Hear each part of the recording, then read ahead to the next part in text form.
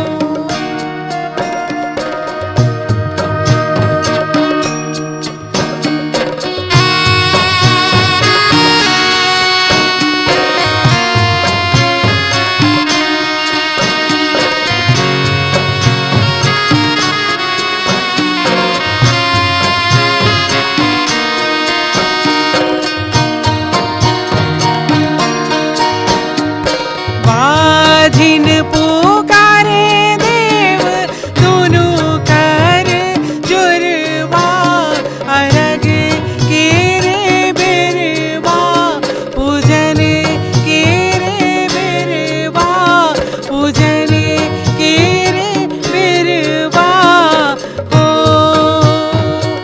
उगहे सूरज देव भेल बीन सरवा अरग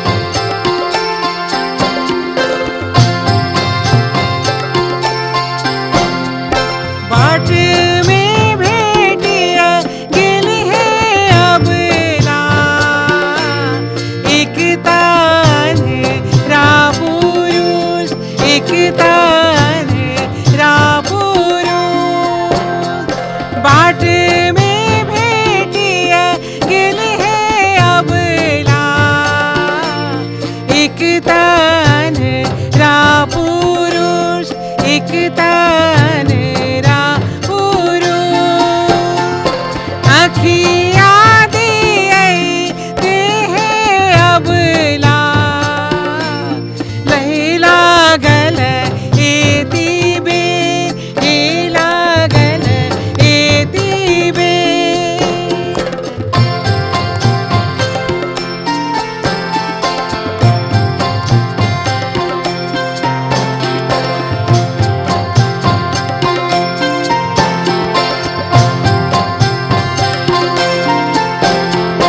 बाट में भेटिए गिल है अबला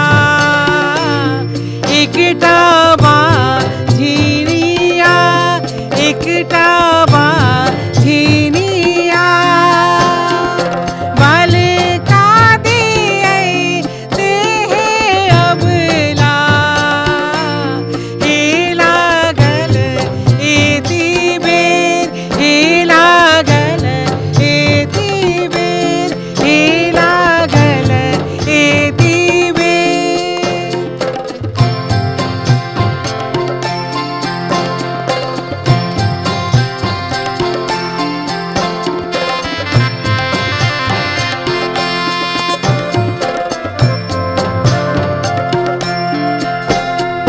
सोना साठ गुनिया हो दीनानाथ हे घूमै छ संसार हे घूमै छ संसार सोना साठ गुनिया हे दीनानाथ हे घूमै छ संसार हे घूमै छ संसार हे घूमै छ संसार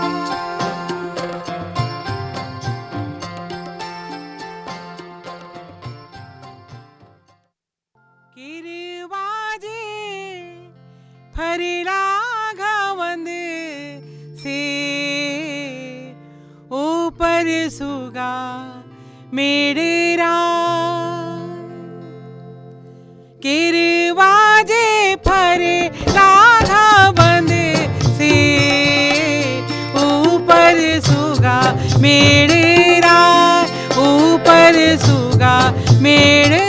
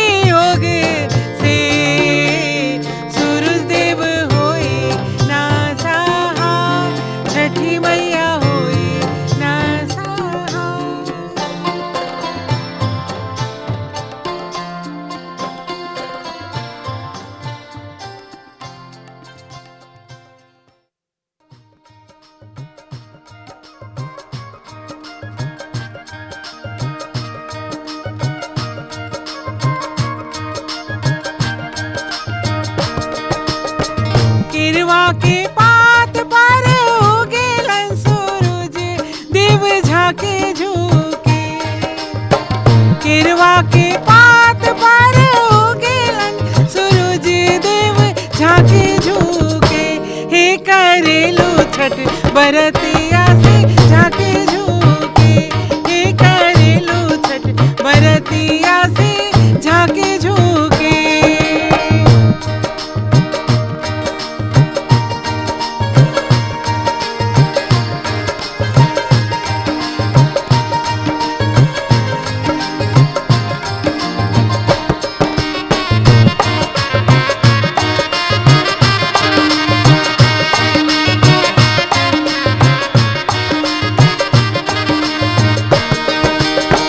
हम तो से पूछे बरतिया बरतिया से केकरा लागी। हम तो से पूछे बरतिया बरतिया से केकरा लागी। हे करेलू छठ बरतिया से केकरा लागी। हे करेलू छठ बरतिया से केकरा लागी। हे करेलू छठ बरतिया से केकरा लागी।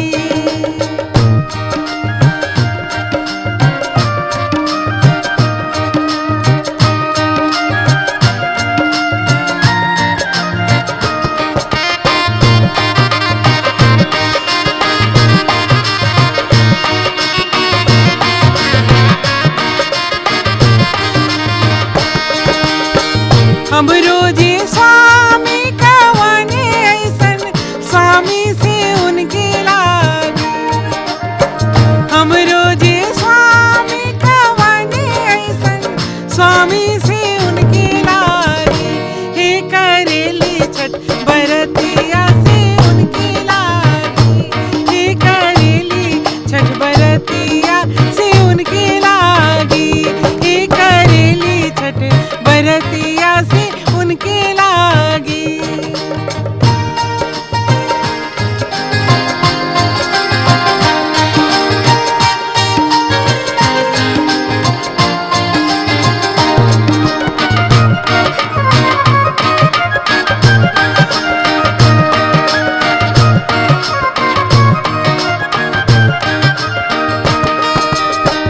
हम रोजे देवर कवने ऐसन देवर से उनके लागे। हम रोजे देवर कवने ऐसन देवर से उनके लागे। हे करेली छठ बरतिया से उनके लागी। हे करेली छठ बरतिया से उनके लागी।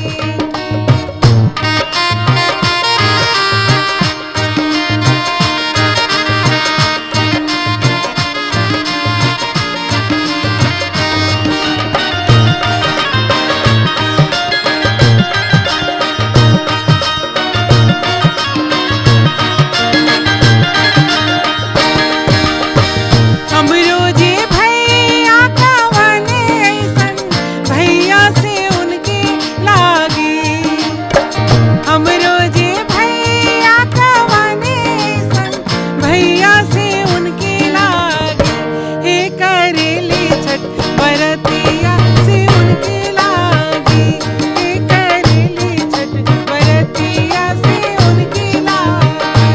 हे करेली छठ बरतिया से उनके लागी। केरवा के पात पर उगेलन सूरज मल झांके झुके। हे करेलू छठ बरतिया से झांके झुके। हे करेलू छठ बरतिया से झांके झुके। हे करेलू छठ बरतिया से झांके झुके।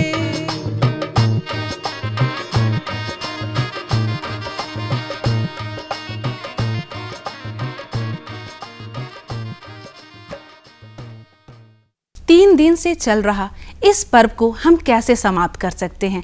ये तो हमारे दिल दिमाग में यूं बैठा है कि छठी मैया जैसे घर आंगन में बैठी हो। हम बस इतना ही कहेंगे कि हे मैया, अगले साल आप पुनः आइए और हमारे आंचल में अपना आशीर्वाद दे के जाइए। छठ के गीत इतने सुहाने होते हैं कि इसमें डूबे हर कोई गुनगुनाता ही रह जाता है।